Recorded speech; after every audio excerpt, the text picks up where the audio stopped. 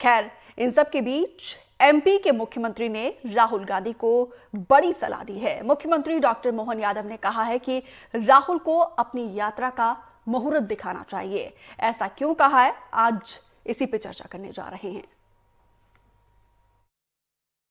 राहुल गांधी भारत जोड़ो यात्रा लेकर एमपी आ रहे हैं। राहुल अपनी यात्रा के लिए मोहर दिखवाए, जहां जहां जाते हो उनकी पार्टी की सरकार चली जाती, और जिस प्रकार से वो भाषा बोलते हैं वो भाषा को पहले स्मरण करे, और खास करके हम सब समझ सकते हैं कि कांग्रेस पार्टी को संभाल ले वही बहुत है। कमलनाथ नाराज है और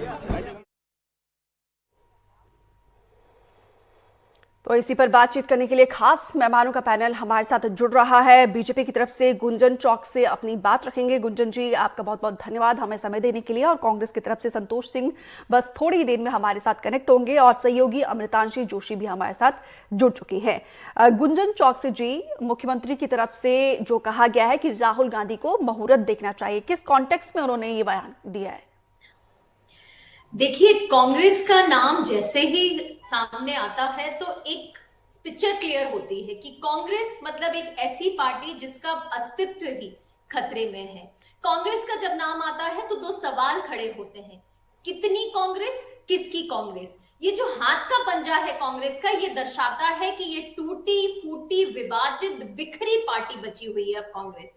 जिस तरह हम देखते हैं दिग्विजय सिंह जी एक अलग कांग्रेस चलाते हैं, सोनिया गांधी जी, राहुल गांधी जी एक अलग दिल्ली से कांग्रेस चलाती हैं, छिंदवाड़ा से कमलनाथ जी, नकुलनाथ जी की एक अलग कांग्रेस चलती है, और अब जो पांचवी उंगली बची थी उसमें जीतू पटवारी जी का अपनी अलग कांग्रेस चलाते हैं। कांग्रेस का नाम आता है तो तीन शब्द याद आते हैं, न चाल है, न चरित्र है, न चेहरा है, न नीति है इनके पास, न नियत है इनके पास, न नेता है इनके पास। और इसीलिए राहुल गांधी जी को ये एक चर्चा का विषय है कि राहुल गांधी जी जहां जाते हैं ये विभाजन की जो एजेंडा लेकर वो जाते हैं। पहले जनता को वो धर्मों के नाम पे विभाजित करते हैं, फिर उन्होंने इस चुनाव में 2023 में आपने और हम सबने सुना मध्य प्रदेश में आए तो उन्होंने जातिगत के नाम पे जनता को विभाजन करना शुरू कर दिया। तो ये जो विभाजन का प्रोपेगेंडा कांग्रेस चलाती थी जनता के लिए, ये उन पर ही उल्टा भारी पड़ गया है। आज कांग्रेस स्वयं में विभाजित बिखरी हुई पार्टी है जिसका कोई अस्तित्व धीरे धीरे मध्य प्रदेश से जा रहा है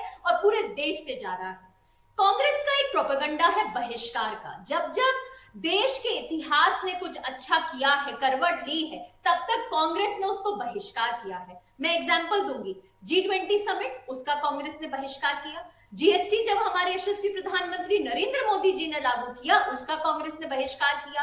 जब एक संविधान के सर्वोच्च पद पर एक आदिवासी महिला को, द्रौपदी मुर्मू जी को प्रेसिडेंट के तौर पर नॉमिनेट किया गया, तो उसका भी कांग्रेस ने बहिष्कार किया।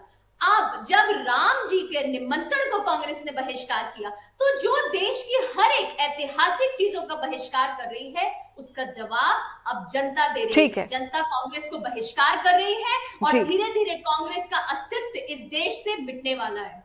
ओके, संतोष सिंह जी, पहले तो आपका बहुत बहुत धन्यवाद हमें समय देने के लिए। सर, आप लोग खुद मौका देते हो, छिंदवाड़ा से एक भी विधायक उस मीटिंग में नहीं जाता है जिसमें राहुल गांधी जिस तरीके से बोलते हैं कि न्याय यात्रा को लेकर पूरे लोगों को न्याय दिलाने के लिए इस यात्रा की मुहिम को आगे बढ़ा रहे हैं। और सज्जन सिंह वर्मा कहते हैं कि छिंदवाड़ा के विधायक जो है अलग दुनिया में रहते हैं, कमलनाथ दिल्ली से कनेक्ट होते हैं, तो आप लोग तो मौका खुद दे रहे हो ना। देखिए, एक बात मैं स्पष्ट कर दूं कि आज भी जब भी राहुल गांधी जी की यात्रा का विश्लेषण किया जा रहा है तो उनकी जो नाकामियां हैं उसको देखकर उस पर विशेष फोकस किया जा रहा है, जबकि राहुल गांधी जी की जो भारत जोड़ो यात्रा थी उसकी वजह से कांग्रेस को न केवल कर्नाटक की बल्कि तेलंगाना की और हिमाचल प्रदेश की जीतें भी हासिल हुई हैं। लेकिन राहुल गांधी की उन जीतों को जिस तरह से नजरअंदाज किया जा रहा है, मैं समझता हूं कि यह बिल्कुल भी उचित नहीं है उनके बारे में मूल्यांकन करने के लिए। आज राहुल जी की जो यात्राएं हुई उसी के कारण 3 स्टेटों में कांग्रेस की सरकार बनी। मध्य प्रदेश में कुछ और कारण रहे, राजस्थान में कुछ और कारण रहे, लेकिन उसकी राहुल जी की यात्राओं की विफलता से कोई लेना देना नहीं है। हम यह मानते हैं कि राहुल जी ने व्यापक पैमाने पर जो देश में नफरत फैलाई जा रही थी उसके विरुद्ध, और या कह लीजिए कि उसकी काट में देश में एक मोहब्बत का माहौल पैदा किया। और केवल राहुल गांधी ही वो शख्स हैं जो नरेंद्र मोदी मोदी और अमित शाह की जितनी भी तमाम एजेंसियों को अपने बंधक बनाने की कार्रवाई है उसके विरुद्ध अपनी पूरी शक्ति से लड़ रहे हैं। आप देखिए तमाम जबकि नेता दूसरे दलों के उनके सामने घुटने टेक चुके हैं, राहुल गांधी ऐसे नेता है जो मजबूती से इन लोगों के खिलाफ खड़े हैं। और जब इतिहास मूल्यांकन करेगा राहुल गांधी का तो ये पाएगा कि जब देश को निजी हाथों में बेचा जा रहा था तो एक शख्स था जो मजबूती से देश की जनता के लिए लड़ रहा था और उसका नाम है राहुल गांधी।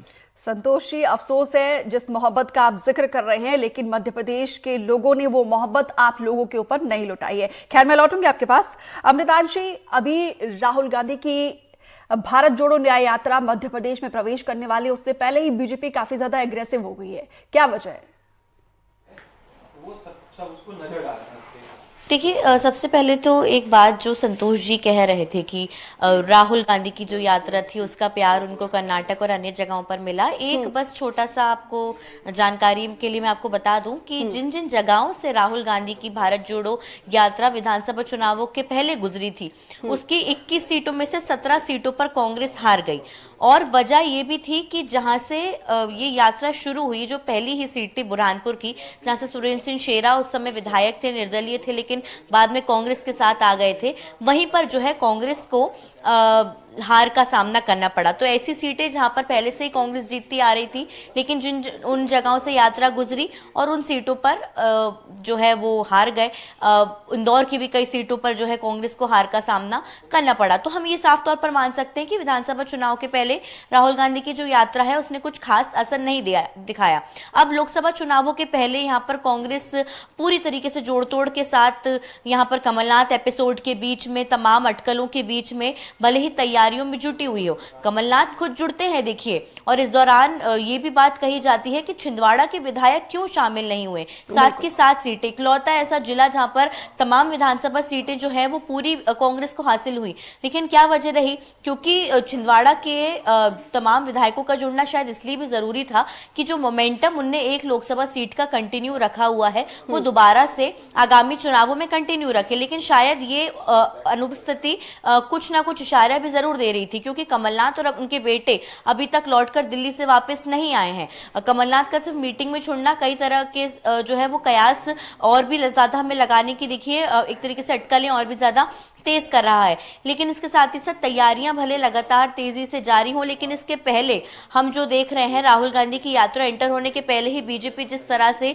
लगातार जोड़ तोड़ कर रही है। आपने देखा होगा कई पूर्व विधायक, जिला पंचायत अध्यक्ष, कई कांग्रेस के नेताओं को बीजेपी ने अभी हाल ही में अपनी पार्टी में शामिल किया है।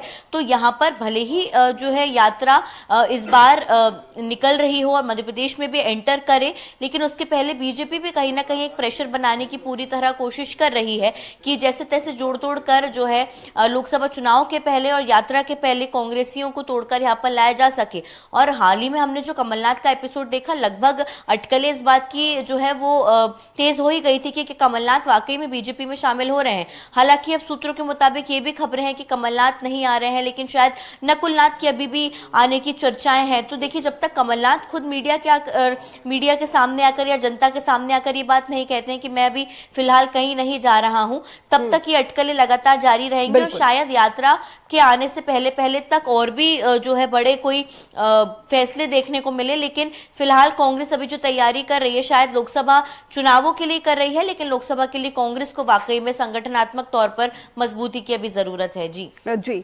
गुंजन चौक से जी, एक तरफ आप लोग मुहूर्त का सुझाव दे रहे हैं, ये एडवाइस कर रहे हैं, दूसरी तरफ कमलनाथ और नकुलनाथ को लेकर जो सियासी पारा है भोपाल से लेकर राजधानी दिल्ली तक, विपक्ष लगातार ये कह रहा है कि सेंट्रल एजेंसियों का दुरुपयोग करके आप लोग प्रेशराइज कर रहे हैं।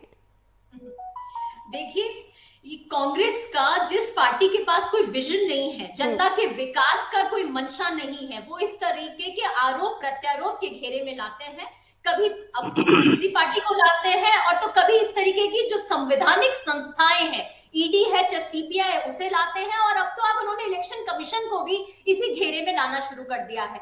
रही बात भारत जोड़ो यात्रा की राहुल गांधी जी की, तो पहले राहुल गांधी जी इसका सवाल है मुझे को कि ये भारत जोड़ो यात्रा है या पैसा जोड़ो यात्रा थी उनकी। धीरेन्द्र साहू जी उदाहरण है कि कैसे इस तरीके के नेता उनके इस यात्रा का भाग रहे हैं, जिनके घर से 351 करोड़ के कैश इलीगल तरीके से पाए गए हैं।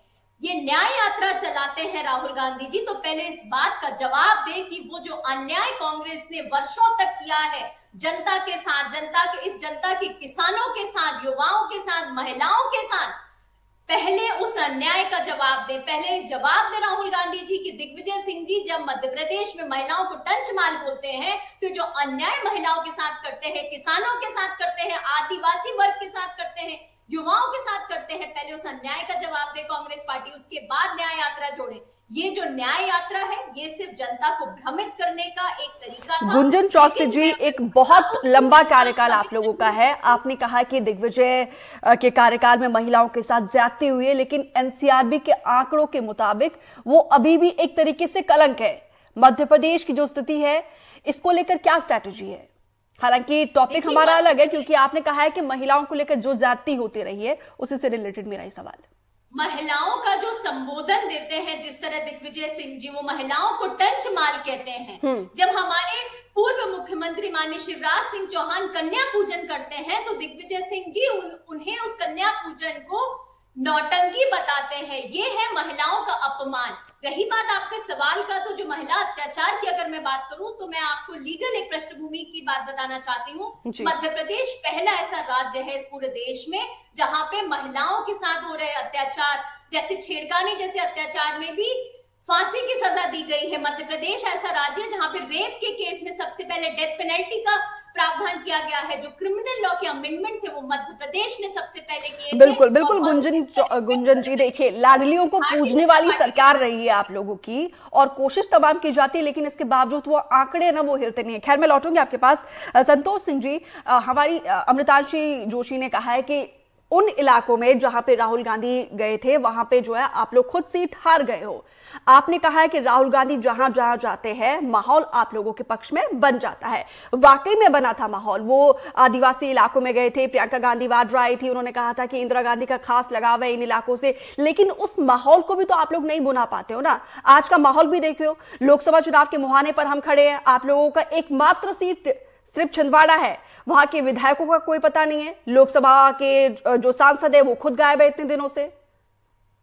देखिए, एक चीज मैं स्पष्ट कर दूं कि जो चुनावी जीते हैं वो इस बात को सिद्ध नहीं करते कि भारतीय जनता पार्टी बिल्कुल सही पार्टी है या लोगों के हित में सोचती है। चाहे मणिपुर की घटना जहां हमारी बहनों को नग्न परेड कराया गया, जहां ब्रजभूषण सिंह शरण का मामला हो, जहां पे हमारी पहलवान बहनों ने उनके खिलाफ आंदोलन किए, अपने मेडल सड़कों पर छोड़ने को मजबूर हुई, या फिर मध्य प्रदेश में आदिवासियों के चेहरों पर पेशाब करने वाले भारतीय जनता पार्टी के नेताओं की कृत्यों को चुनावी जीते सही सिद्ध नहीं कर सकती। न तो दलितों के चेहरों पर पेशाब करने का, न उनके चेहरों पर मल मलने के घटनाएं इस बात सही साबित हो सकती है अगर चुनावी जीते मिल जाए। मुद्दे वाकई में बेहद संवेदनशील है। मैं सुन लीजिए आप, मैं केवल ये कहना चाहता हूं कि मुख्यमंत्री आज मोहन यादव जी अगर राहुल गांधी जी को मुहूर्त की बातें कर रहे हैं, राहुल गांधी जी को विफल होने के जैसे प्रश्न उठा रहे हैं, मैं उनको कहना चाहता हूं कि वो अपना चुनाव बड़ी मुश्किल से जीते हैं, गिरते पड़ते चुनाव जीतो और एक्सीडेंटल मुख्यमंत्री बन गए। जीत तो गए कम से कम। एक शेर की मशहूर एक लाइन कहना चाहता हूं, आप सुन लीजिए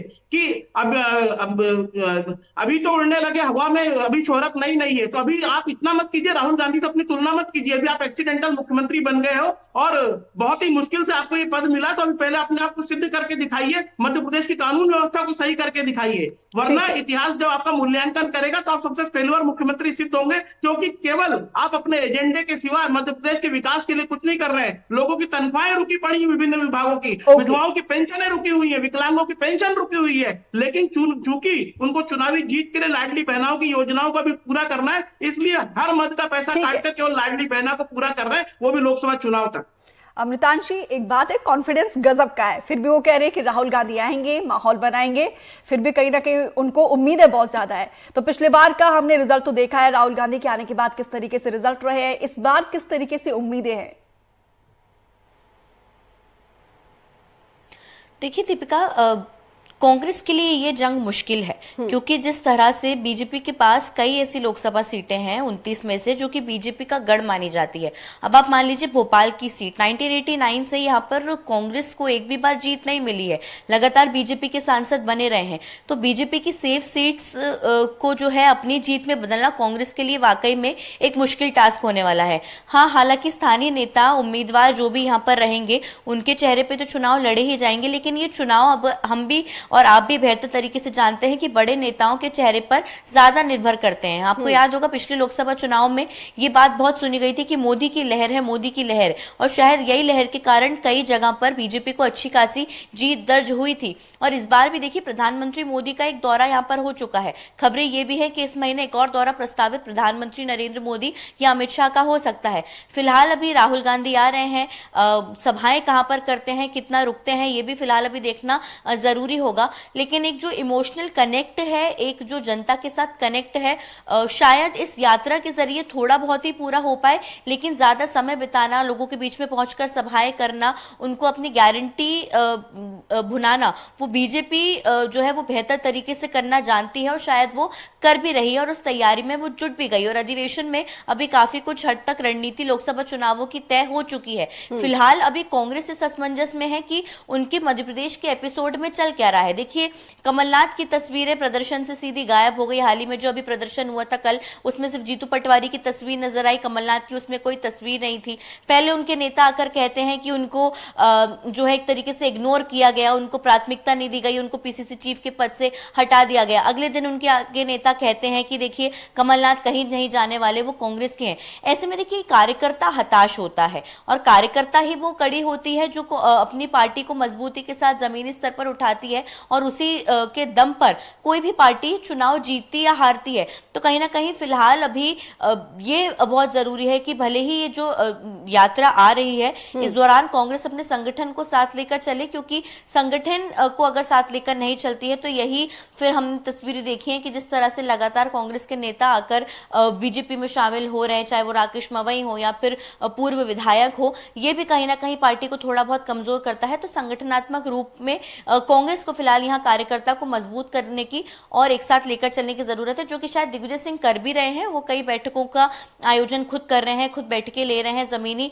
हकीकत जान रहे हैं। लेकिन ये लड़ाई इस बार देखिए टक्कर की होने वाली है, क्योंकि बीजेपी का मिशन है सिर्फ एक सीट को जीतना, जो छिंदवाड़ा है वो सीट को किसी भी हाल में जीतना और बाकी सीटों पर फोकस करना। लेकिन कांग्रेस के सामने अपनी एक सीट से जो है आगे बढ़ने की चुनौती है। जी बिल्कुल बिल्कुल, उसी एक सीट के लिए हम सब ने देखा था शिवराज सिंह चौहान जैसे ही चुनाव जीते थे वो सीधा छिंदवाड़ा गए थे। अब कुल मिलाकर गुंजन चौक से जी आप लोग कांग्रेस के ऊपर साइकोलॉजिकल प्रेशर बनाने की कोशिश कर रहे हैं, क्योंकि पता है कि कांग्रेस की स्थिति क्या है, पहले से वो अपने अंदरूनी लड़ाई से लड़ रही है और ऐसे में इस बयान के जरिए और ज्यादा प्रेशर बनाने की कोशिश आप लोग कर रहे हैं। दीप्ति जी, आज जिस तरह संतोष जी ने बयान दिया है एक प्रतिष्ठित चैनल पे, यही कांग्रेस का असली चेहरा दिखाता है। संतोष जी ने जिस तरह कहा कि एक्सीडेंटल मुख्यमंत्री बन गए हैं, तो यही फर्क है कांग्रेस में और भारतीय जनता पार्टी में। भारतीय जनता पार्टी किसी व्यक्ति विशेष पे नहीं, विचार पे प्रमुख पार्टी है। भारतीय जनता पार्टी विकासवाद पे चुनाव लड़ती है, कांग्रेस परिवारवाद पे चुनाव लड़ती है। भारतीय जनता पार्टी देश बचाओ पे काम करती है, कांग्रेस पार्टी अपने अपने बेटे बचाओ पे काम करती है। भारतीय जनता पार्टी हर एक काम को ढंग से करने में यकीन रखती है, वहीं कांग्रेस सिर्फ भंग में यकीन रखती है। आए दिन आप भी खबर चलाते होंगे कि कहां कांग्रेस का नेता ने यहां पे बहिष्कार किया, कांग्रेस के नेता ने यहां पर पार्टी से इस्तीफा दिया। यही कांग्रेस का असली चेहरा है। जिस तरह ये कहते हैं कि भारतीय जनता पार्टी की ताकत है, सामूहिकता भारतीय जनता पार्टी की ताकत है कि एक कार्यकर्ता को भी मुख्यमंत्री का अगर दर्जा और पद दिया है तो इससे भारतीय जनता पार्टी में हो सकता है। कांग्रेस की तरह नहीं कि एक पीढ़ी दर पीढ़ी नेता पे नेता बनते रहते हैं। ये कांग्रेस का असली चाल है, ये कांग्रेस का असली चरित्र है, जो आज कांग्रेस के स्पोक्सपर्सन जी ने भी यहाँ पर आपके और हमारे सबके समक्ष ये बात रखी है। रही बात देखिए कॉन्फिडेंस की, तो कॉन्फिडेंस जो भारतीय जनता पार्टी का है, जो जीत का कॉन्फिडेंस, वो विकास आधारित है, क्योंकि भारतीय जनता पार्टी का मूल मंत्र है सबका साथ, सबका विकास, सबका प्रयास और सबका विश्वास। कांग्रेस इससे पूर्ण रूप से दूर है, हारी हुई है और मध्य प्रदेश छोड़िए पूरे देश के द्वारा अब बहिष्कार अगर किसी ने किया है तो जनता ने किया है कांग्रेस का। संतोष जी, एकमात्र सीट है आप लोगों के पास छिंदवाड़ा की, और वहां पे भी जो सियासी उठापटक चला हुआ है वो सबके सामने है। वहां के विधायक मीटिंग्स पे नहीं आते हैं, सांसद गायब है, एक सीट को बचाना है और उसी एक सीट को फतेह करने के लिए, उस किले को ढहाने के लिए बीजेपी जैसे ही विधानसभा के चुनाव का रिजल्ट डिक्लेयर हुआ था उसके बाद से लग गई थी। चुनौतियों का अंबार है, क्योंकि इंडिया अलायंस जिसके लिए आप लोगों ने बनाया था कि एक साथ मिलकर जो है लोकसभा का चुनाव लड़ेंगे, वो भी पूरी तरीके से छिटकता हुआ नजर आ रहा है।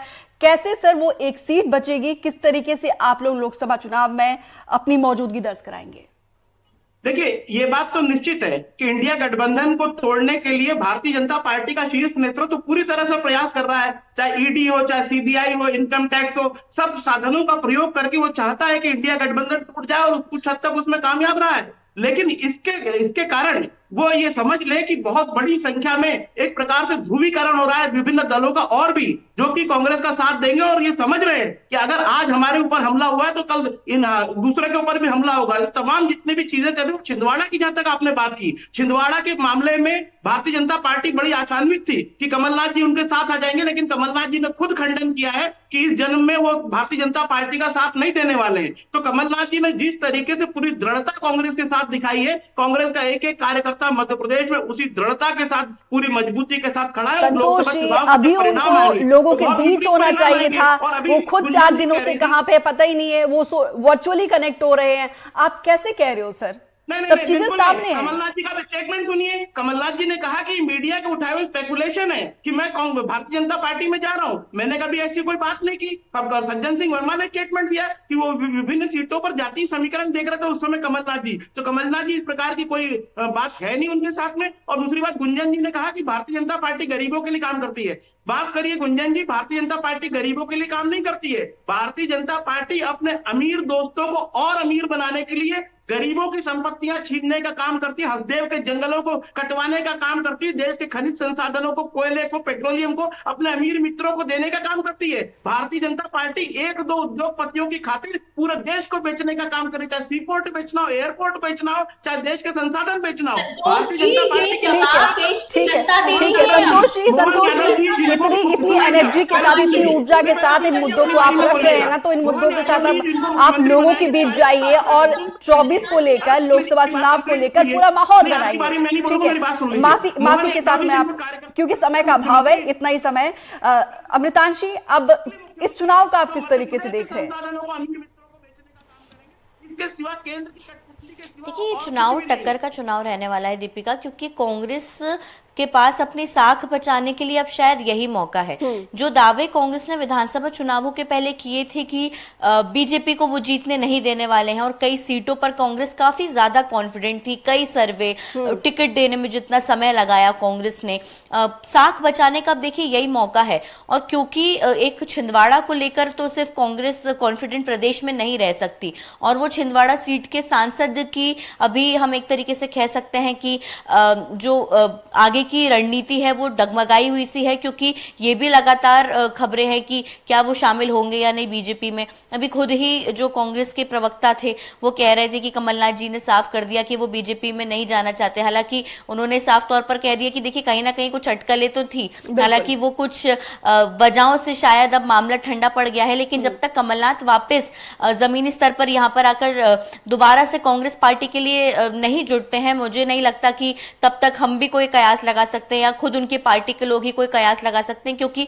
जब अटकलें चल रही थी तो सभी के बदले बदले से बयान थे, कुछ ने मान लिया था कि चले ही जाएंगे, कुछ ने कहा था कि जाएं तो भी बेहतर है। तो कहीं ना कहीं कांग्रेस पार्टी को ये जो आपसी अभी उनके हम कह सकते हैं कि बयानों को लेकर कंफ्यूजन क्रिएटेड है, वो पहले क्लियर करने की जरूरत है। और पार्टी को शायद अब एक साथ आकर जमीनी स्तर पर उतरने की जरूरत है, क्योंकि विधानसभा के बाद अब कांग्रेस के पास यही मौका है कि वो अपनी साख बचाए, क्योंकि फिर मध्य प्रदेश में तो अगले 5 साल तक अब कोई संभावनाएं नहीं रहेंगी, और यही मौका कांग्रेस को भुनाने के लिए अभी जरूरी है। जी जी जी, ठीक है, ठीक है। गुंजन चौकसी जी, संतोष जी और अमृतांशी, आपका भी जुड़ने के लिए बहुत बहुत शुक्रिया। तो देखना होगा कि राहुल गांधी की इस न्याय यात्रा का कितना असर होता है। हालांकि बीजेपी पहले से काफी ज्यादा कॉन्फिडेंट है, कॉन्फिडेंट तो यहाँ पे कांग्रेस भी है। तो फिलहाल इस डिबेट में इतना ही, दीजिए इजाजत, नमस्कार।